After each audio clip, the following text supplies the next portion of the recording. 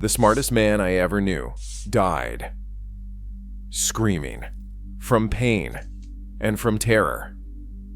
Von Neumann, the fastest mind of the 20th century, the man who could solve impossible equations in seconds, spent his final months in a hospital bed, screaming every night. The cancer was eating his bones. But that was not the worst of it. He was afraid of something else. He was afraid of not existing.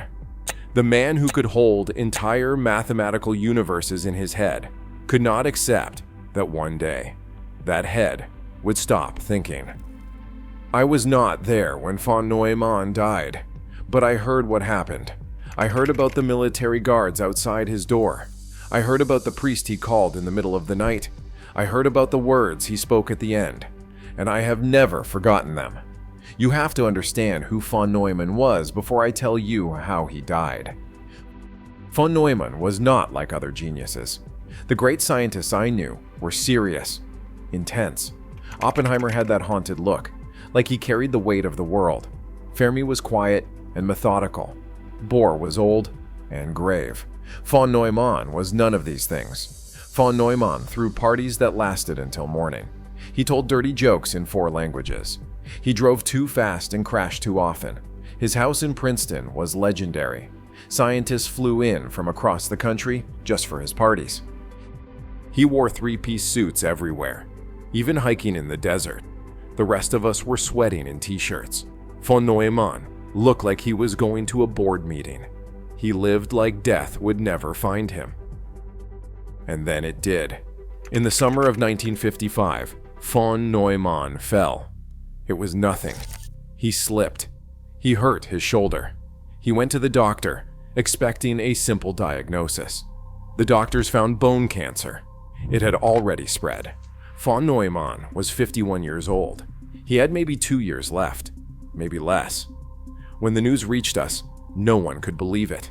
Not von Neumann, not the man who seemed invincible, not the man who drove too fast, drank too much, stayed up all night at parties, and then delivered a lecture at 8 in the morning like nothing had happened. Von Neumann had always lived as if the rules did not apply to him, and in many ways, they did not. His mind broke every rule we knew about human intelligence. But cancer does not care how smart you are. Cancer does not negotiate. Cancer does not listen to elegant mathematical proofs. It just grows. At first, von Neumann kept working. That was his way. He had just been appointed to the Atomic Energy Commission. President Eisenhower himself had made the appointment. Von Neumann was advising presidents and generals. He was helping design missiles that could reach Moscow. He was still the most valuable mind in America. The government needed him. The military needed him. Everyone needed him. But the cancer did not care who needed him. It spread. First his shoulder, then his spine. Then, in early 1956, his brain. A wheelchair appeared. Then a hospital bed. Then the bed became his world. And that was when the real horror began. You have to understand what von Neumann's mind meant to him. It was everything. His identity, his power, his shield against the world. Von Neumann had never been physically strong. He was not athletic. He was not handsome. He was overweight and he drove badly. But none of that mattered. Because when he walked into a room, every person there knew they were in the presence of something extraordinary. His mind made him invincible, and now his mind was dying. First, he lost the ability to do mathematics in his head, the thing that had defined him since childhood. Gone. Then he lost the ability to follow complex arguments. Then he started forgetting names, faces, conversations that had happened hours before. Edward Teller visited him in the hospital. Teller had worked with von Neumann on the hydrogen bomb and had seen terrible things. Teller said afterward that he thought that von Neumann suffered more when his mind would no longer function than he had ever seen any human being suffer. Think about that. A man who had witnessed nuclear explosions. A man who had calculated the deaths of hundreds of thousands.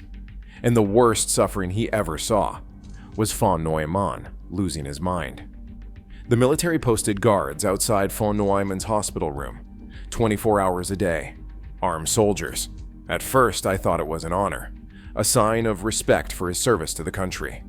It was not. They were afraid. Von Neumann knew too much. The design of nuclear weapons, the capabilities of our missiles, the vulnerabilities of our defenses. All of it was locked inside his head, and now that head was failing. The cancer was in his brain. He was confused. He drifted in and out of consciousness. He said things that did not make sense. The military was terrified that he might babble classified secrets in his delirium. So they posted guards, not to protect von Neumann, but to protect the secrets. Even dying, von Neumann was considered a security risk. That is how much he knew. That is how much they feared what he might say. Here is what I did not expect. Von Neumann was afraid to die. Not afraid the way ordinary people are afraid.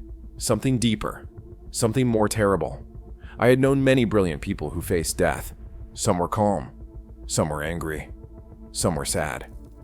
But von Neumann was none of these things.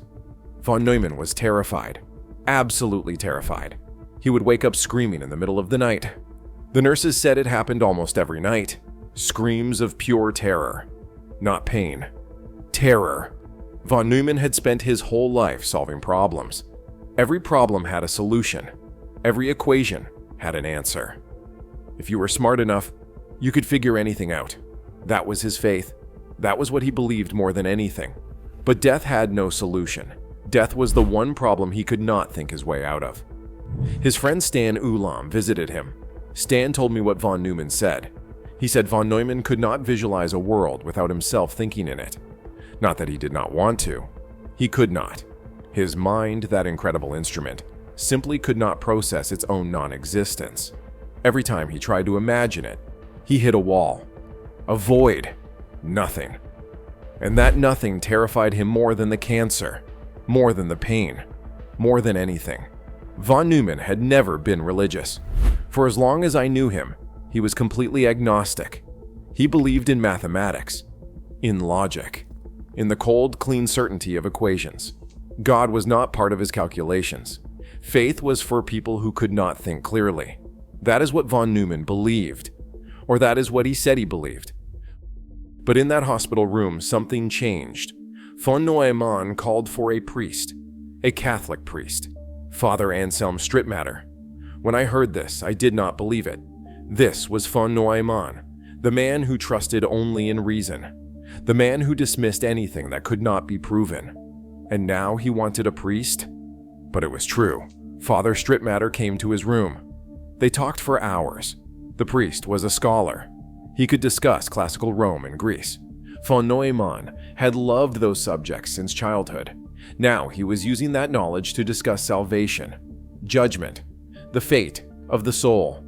Some said von Neumann was being logical even in this.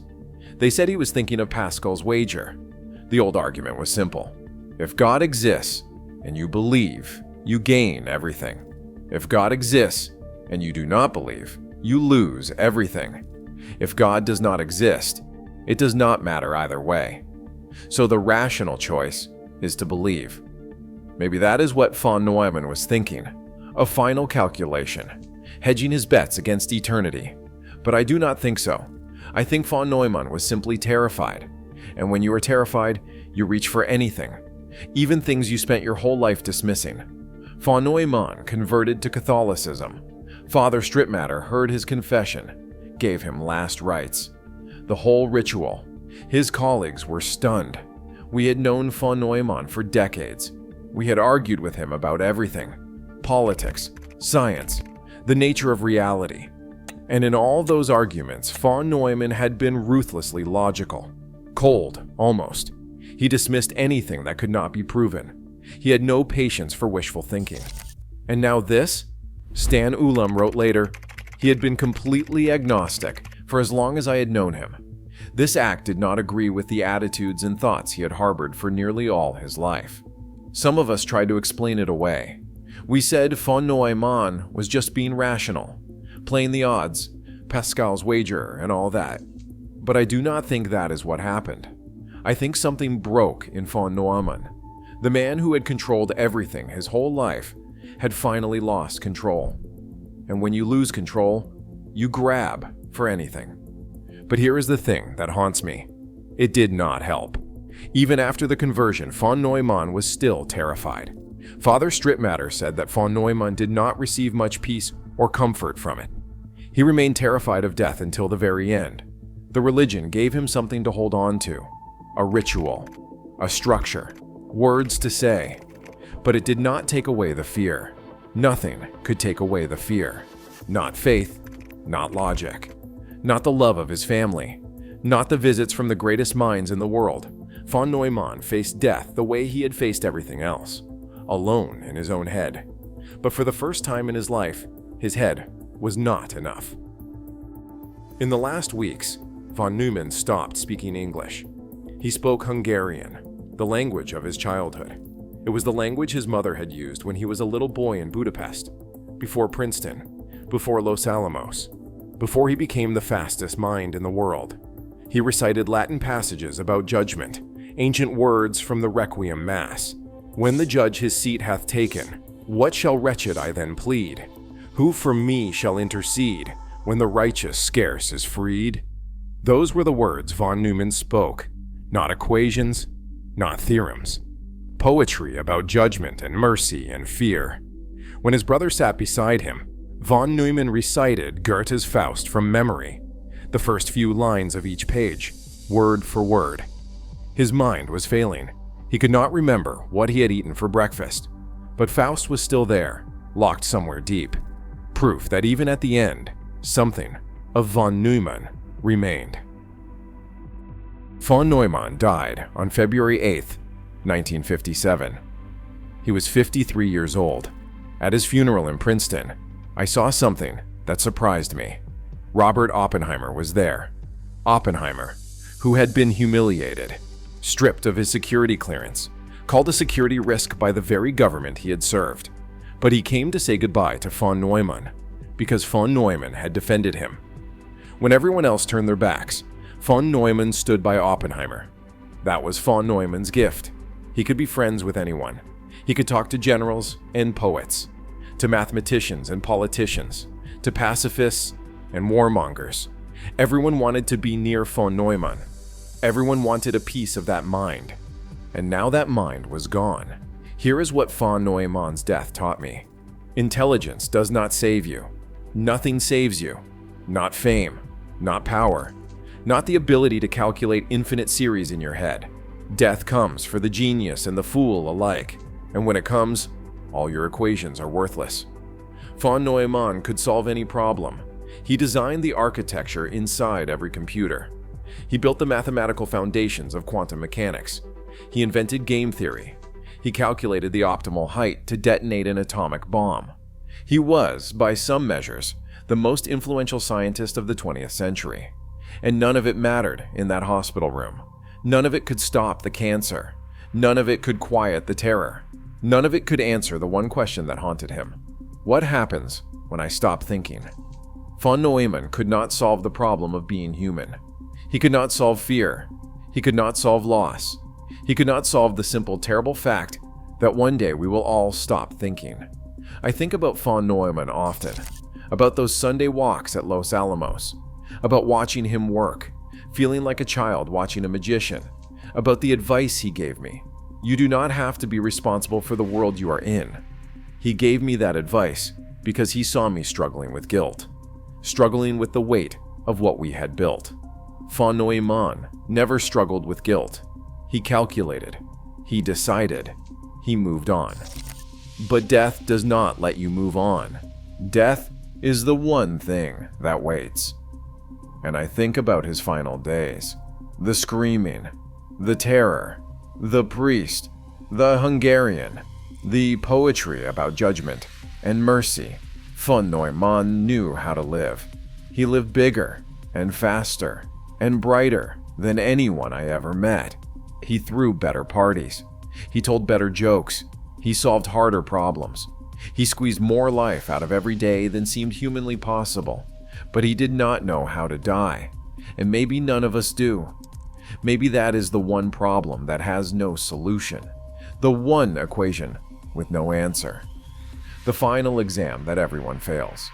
I am not sure what I believe about what happens after. I am not sure anyone knows. But I know this. Von Neumann faced that mystery with the same mind that had conquered mathematics and physics and economics and computing. And that mind was not enough. If it was not enough for von Neumann, maybe the rest of us should be easier on ourselves. Maybe the terror is just part of being human. Maybe the not knowing is the price we pay for being alive. Von Neumann paid that price. We all will. If this story meant something to you, hit subscribe. I tell stories like this about the real lives of the scientists who changed our world. I'll see you in the next one.